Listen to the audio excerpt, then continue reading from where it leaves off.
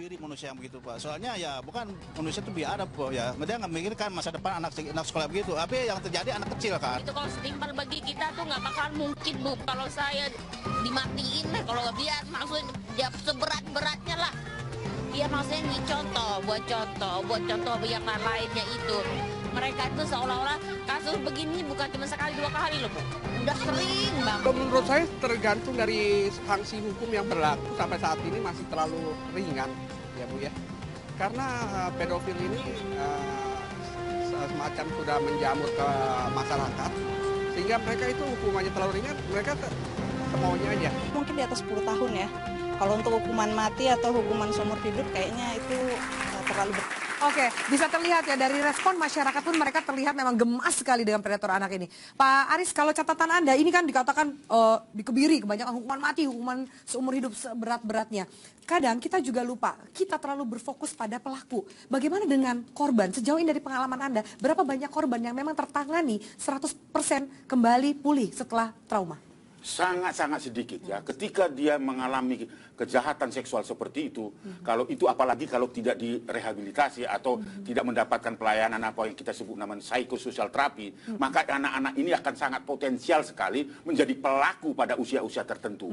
Karena biasanya dialah mengalami begitu pahit karena tekanan, karena power dari orang-orang sekitar seperti itu. Oleh karena itu menurut saya memang tidak ada batasan-batasan seminggu bisa selesai traumanya, sebulan itu tergantung kesiapan dari korban itu. Nah, itulah artinya ketika anak mengalami kejahatan seksual atau bentuk-bentuk kekerasan lain, kalau itu tidak diterapi, maka dia akan potensial sekali menjadi pelaku-pelaku dan dia juga akan tidak bisa bertumbuh dengan baik karena dia dalam serba ketakutan. Memang kebanyakan pelaku punya latar belakang sebagai korban. Dari catatan Iya, dari catatan selalu begitu pemicunya dan sebagainya ya. Kita bisa misalnya waktu kita menangani dulu masih ingat kasusnya robot gedek misalnya, dia melakukan kejahatan seksual dalam bentuk sodomi, lalu kemudian perutnya dibelah dan sebagainya. Nah, ketika polisi bertanya dan sebagainya menggali itu, dia punya pengalaman pahit pada masa kecil. Pak D misalnya yang kita dikejutkan hampir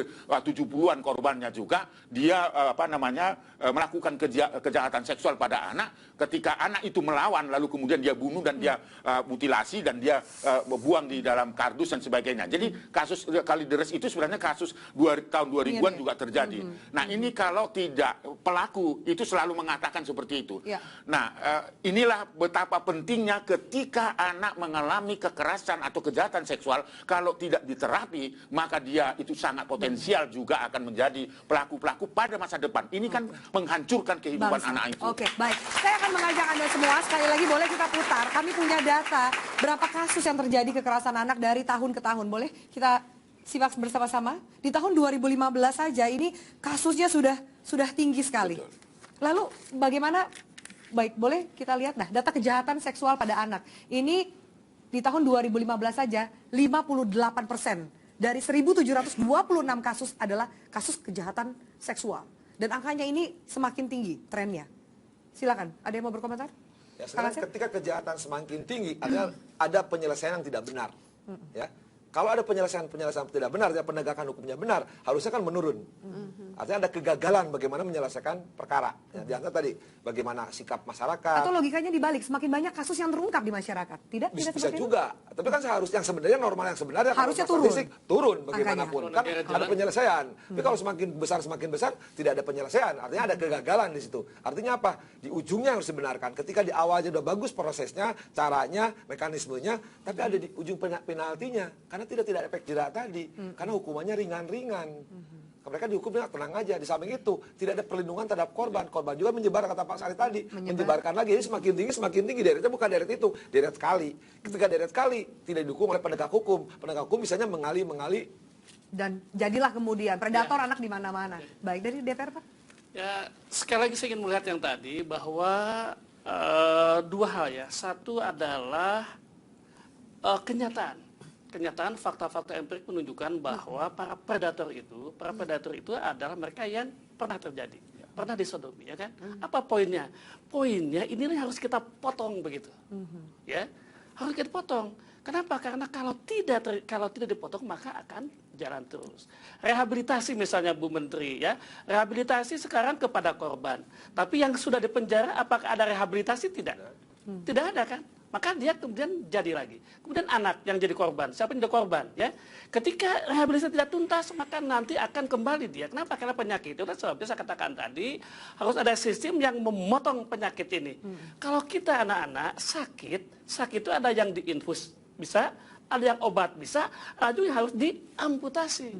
Nah, saya melihat selain tadi pencegahan, harus ada juga substansi hukum yang bisa motong ini antara apa? Dengan hukuman yang seberat-beratnya. Ditambah tadi dengan penegak hukum yang harus konsisten. Pak, benar nggak bahwa anggota DPR melihat pedofili ini adalah penyakit sehingga pelakunya itu harus direhabilitasi, bukan hukum Oh, pidana? no. Ya, saya harus koreksi.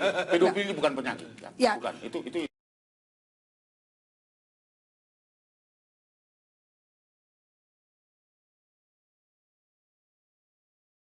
orang yang pernah mendapatkan kasus itu kemudian cenderung untuk melakukannya. lagi. Inilah yang harus kita potong gitu ya. Apa? Dengan sanksi hukuman yang tepat, tapi tetap dalam konteks budaya dan nilai-nilai bangsa Indonesia. Oke, Jadi baik. pas kalau usul saya apakah ini menjadi wacana, ada pemberatan hukuman dari Ibu Mensos ditambahkan oleh social punishment ya ditempel di mana-mana, tetapi saya masih tetap konsisten untuk tetap mengkampanyekan itu di hukum pemberatan hukuman kastrasi, itu artinya dikebiri lewat suntik kimia. Pak, dikebiri itu maksudnya apa sih? Banyak orang yang dikebiri, tapi Anda jelaskan deh prosesnya dan efeknya seperti apa sih? Misalnya dia diputuskan secara pidana kurungan itu 20 tahun. Selama 20 tahun itu atas keterangan dokter dan dokter yang melakukan, itu dilakukan hukuman pemberatan tambahan dari hukuman fisik tadi, dikenakan kastrasi, dia disuntik dengan bahan kimia, itu artinya bahwa tidak difungsikan sampai 21 seksualitasnya, bukan memotong seksualitasnya. Oke, ini kadang yang banyak yang salah persepsi kan? Vasektomi kok. Iya. Jadi ini sebetulnya ada zat kimia dioleskan saja itu sudah menjadikan fungsi libidonya itu sudah mati. Ada juga dengan operasi saraf libido. Saya sudah konsultasi ini dengan banyak dokter. Terima kasih. Ya, Kita tambahkan dari pasal ya. Kita revisi sebetulnya undang-undang tidak dengan Tolong ini Kementerian Pemerintah dan DPR ini harus bersatu padu. Ini kan Ibu sudah melakukan kita riset. kompak, Bu. Oke. Hasilnya apa Ibu? Anda sudah melakukan Kenapa? konsultasi riset, hasilnya apa? Ya, jadi begini, karena itu juga sudah dilakukan oleh Di beberapa beberapa negara sudah. Jadi tidak seseru misalnya itu dipotong, tidak. Ini salah persepsi banyak sekali masyarakatnya. Emosi mengatakan dikebiri, Kalau itu dipotong. tidak seperti itu karena itu pelanggaran hak asasi tentu, karena itu kan pemberian Tuhan ya, seperti itu. Ya.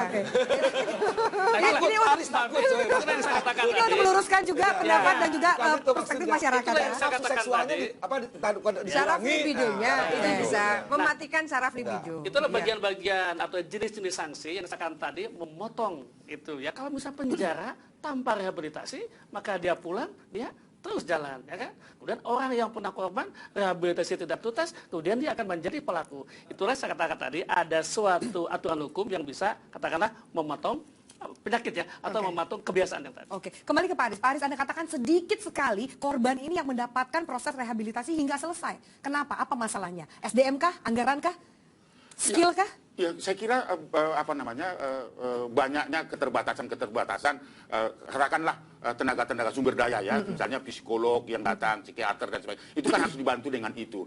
Nah, di Indonesia itu kan secara belum ada kumpulan orang-orang yang secara khusus untuk memberikan pertolongan seperti itu. Kalaupun ada, misalnya kita hanya ambil dari hubungan pribadi kita ini perlu dibantu dan sebagainya. Tetapi sekarang ini sudah ada dalam P2, TP2A itu adalah psikolog-psikolog juga ada di situ.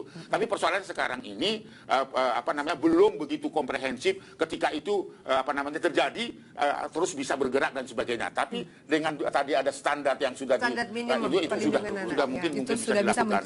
Itu harapan kita karena anak-anak yang sudah mengalami kejahatan seksual seperti ini sepanjang hidupnya akan tidak pernah bisa melupakan. Akan terus menghantui. Bukan hanya itu.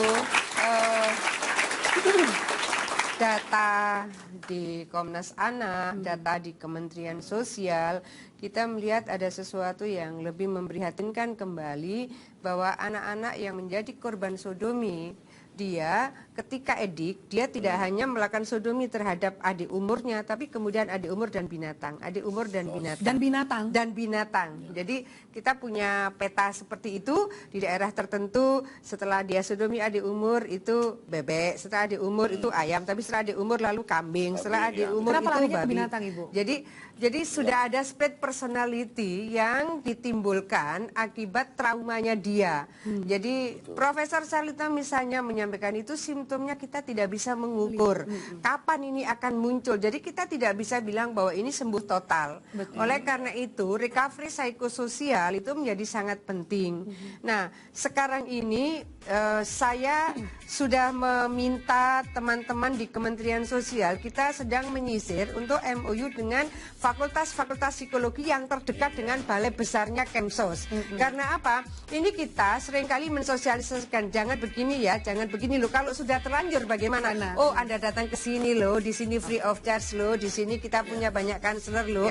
Lalu disupport oleh siapa? Kita berharap bahwa ini akan disupport oleh fakultas-fakultas psikologi terdekat.